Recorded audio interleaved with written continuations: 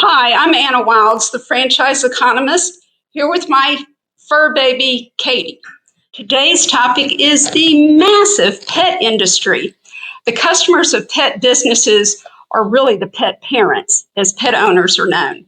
They're the ones who buy things and products and services for their fur babies. This includes things like food and toys to services like walking, sitting, grooming, uh, doggy daycare, pet waste cleanup, etc. The list is long. It can be a fun and lucrative business, and the numbers are in your favor. Put your questions in the chat box, and I'll be glad to answer them. And be sure to join us next week as we talk about businesses that cater to the gray tsunami in America. Did you know that 11,000 people a day turn 65? See you then. Let's address some questions that people have about pet franchises. There's several questions that I get repeatedly about them, so I'd like us to start off by addressing those. The first is, how much does a pet franchise cost? I like people to have at least $100,000 whenever they get into any sort of franchise. Even if it's they're the only employee, they're it. There are things like technology, computer system, training, support, a vehicle you may need to lease, marketing plan, all these sorts of things that need to be taken into account, a marketing campaign, things like that. And then, so at the low end, I'd say about $100,000, and the high end is up to $1 million or more. It depends if there's going to be like doggy daycare where there's a facility, or boarding, or even a retail location, brick and mortar for dog grooming and washing. So there's a huge range. Whatever your budget, there's probably a franchise for you in pet care. Another common question I get is, what is the role of the owner in a pet franchise? Is it to work directly with the animals? And the answer is, it depends on the type of franchise and the desired role of the owner in the business, and of course the business model. So if someone wants to be hands-on with the dogs, I'd encourage you to look at something like dog trading franchise, or being a mobile pet groomer with your own vehicle and you travel around your market and take care of dogs. For people who don't want to be hands-on, there are probably more options. The role of the owner of many pet franchises is that of a manager. You'll have employees who will do the pet walking, the pet sitting, the pet grooming, and that sort of delivery of service.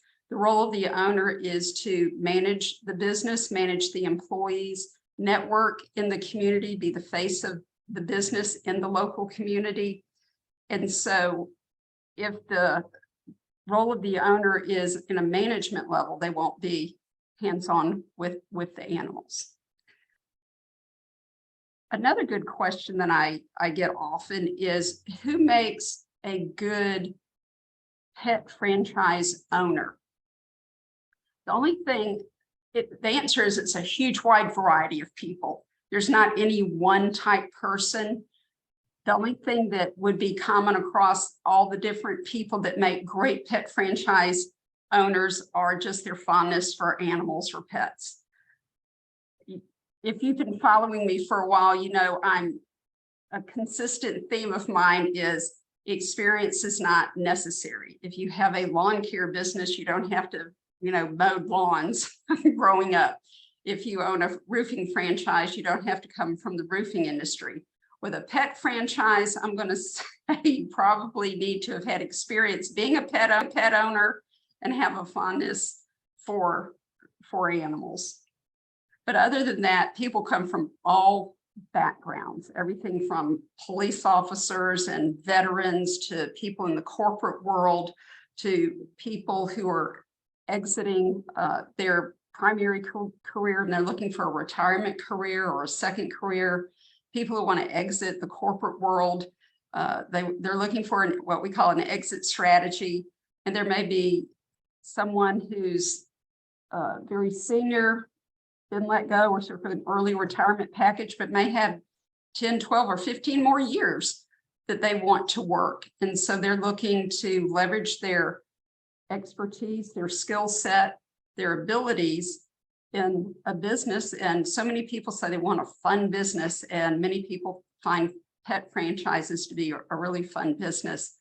And so pretty much regardless of your background, as long as you have a love of animals or been a pet parent at some time in your life, you're going to be a good candidate.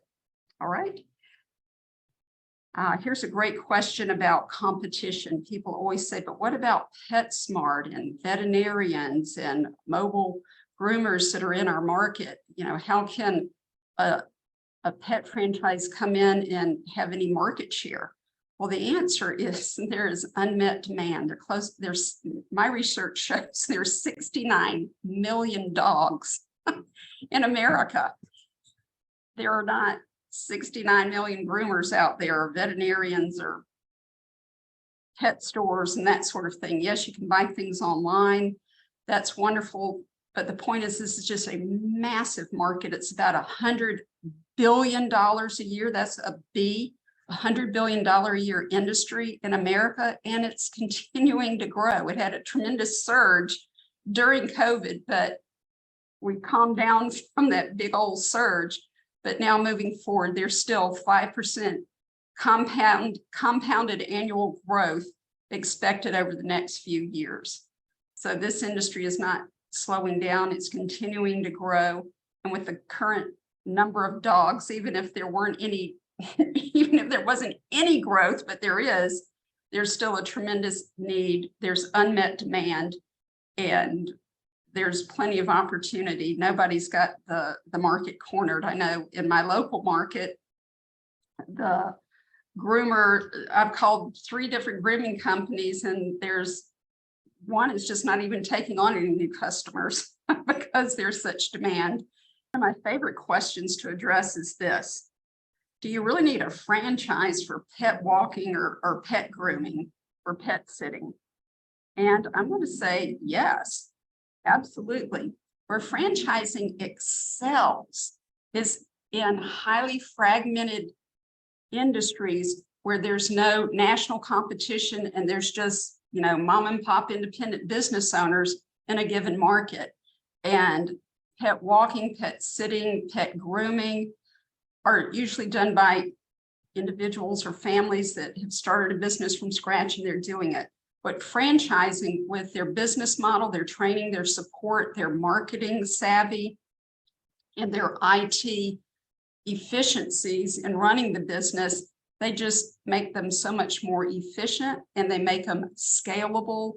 And it's just can be a tremendous opportunity for the right person who's looking to have a fun business and one that they can really make a difference in their local community. You can make both a difference and a dollar with pet related franchises, and people who are really devoted to animals and pets just really love the variety of pet franchises and the opportunities that exist now.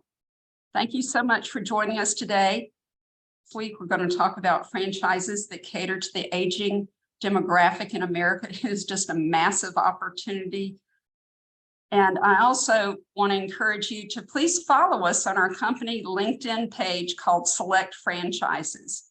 Thank you. I'm Anna Wilds, the franchise economist. See you next week.